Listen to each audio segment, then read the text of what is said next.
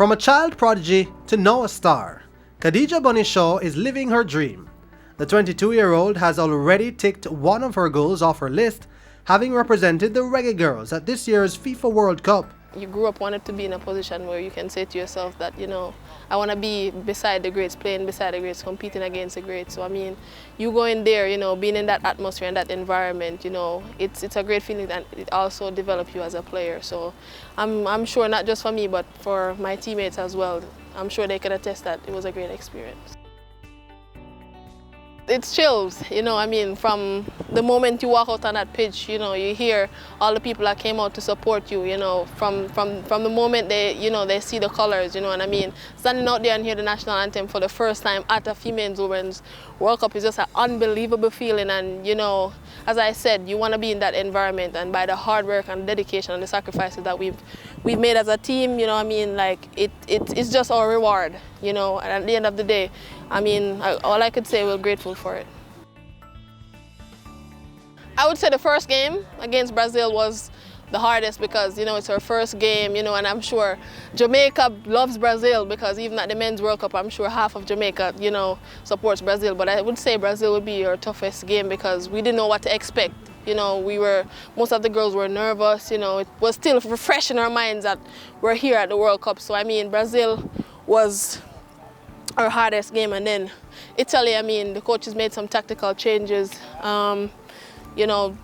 that affect our lineup, which we played against Brazil. So that again is also some first for some of the girls on our team. So but I feel like Australia game was our best because we've played 2 games. We gradually, unfortunately, it shouldn't have took us to the 3rd game, but it happens in football. As I said, we're the youngest team, we're the most inexperienced team, but at the end of the day, it's just an experience to remember, and I'm sure our team and everybody else who's been supporting us were happy. Shaw was tipped to score at the World Cup. She didn't manage to achieve the feat, but she did assist on Jamaica's only goal at the showpiece. For me, I'm a team player. I don't really focus on scoring. I do whatever I can to help the team.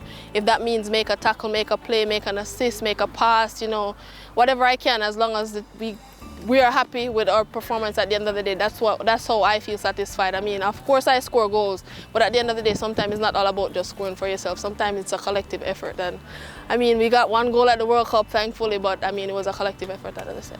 Now, Shaw is hoping that Jamaica's entry on the world stage will help the sport grow locally. I see it as a big opportunity. A lot of young girls see us at the World Cup, and now we're qualified. We're trying to qualify for the Olympics, and even when we qualified for the World Cup and we came here for the 4-day celebration, the younger girls would look at us and they would say, "Oh, we want to be like you, we want to go to the World Cup." So for us, it's just inspiring, and there's a lot of talent here in Jamaica. But as I said, if they don't have the opportunity to show what they have, then the talent will just be a regular talent. So by us having leagues, camps here, playing competitively, I think it can develop women football in Jamaica.